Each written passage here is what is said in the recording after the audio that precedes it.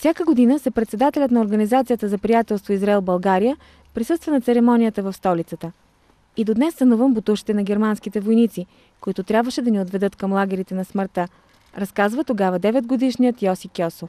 Не беше както в Полша. Българите са други хора. И заради това гледам всяка година да дойда. Какви хора са българи? Хора. Човеци.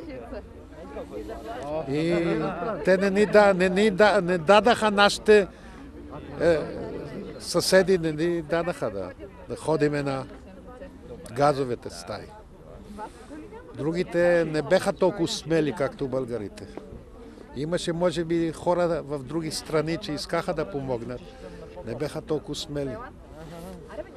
Не живеят тук ангели. Никога ангели има в небето. А имаше тук хора. Горди. Заради това можете да бъдете много, много горди, че сте българи. Десетки спасени български евреи, като Софи Данон и Йоси Кьосо, поднесоха своите цветя в знак на благодарност за подарения им втори живот.